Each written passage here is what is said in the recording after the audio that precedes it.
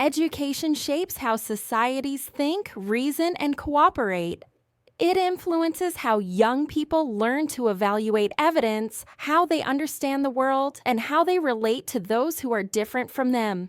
Because of this, how education is structured matters deeply.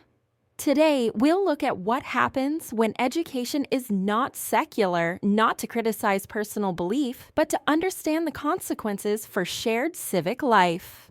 This discussion is not about whether individuals should hold religious beliefs. It is about what happens when religious doctrine shapes public education systems that are meant to serve everyone. In diverse societies, education is one of the few spaces where people of many backgrounds must learn together using a shared framework of knowledge. When that framework shifts from evidence to belief, the effects are far-reaching. One consequence of non-secular education is the weakening of critical thinking.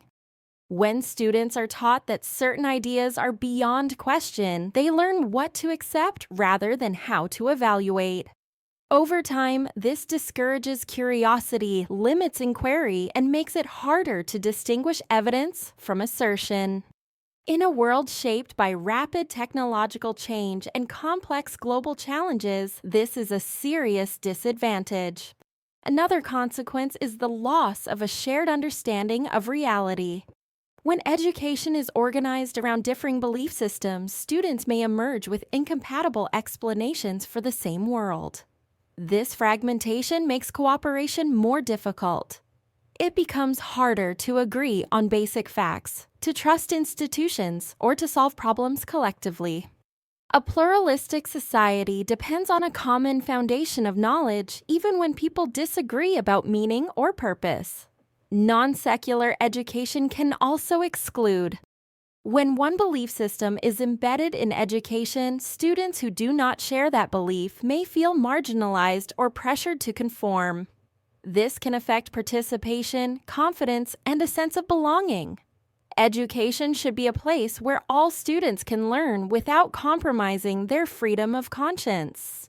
These issues are not abstract. They connect directly to challenges we see today: misinformation, polarization, and declining trust in shared institutions. When education does not emphasize evidence and critical reasoning, societies become more vulnerable to fear-based narratives and ideological division. At a time when cooperation is essential, this is a risk we cannot ignore. Understanding what goes wrong helps clarify why secular education matters so deeply. It is not about removing values from education. It is about grounding education in shared methods of understanding that allow people of many beliefs and none to learn, reason, and build a future together. In the next videos, we'll explore what secular education includes and what responsible, inclusive education looks like in practice. Secular education is not an abstraction.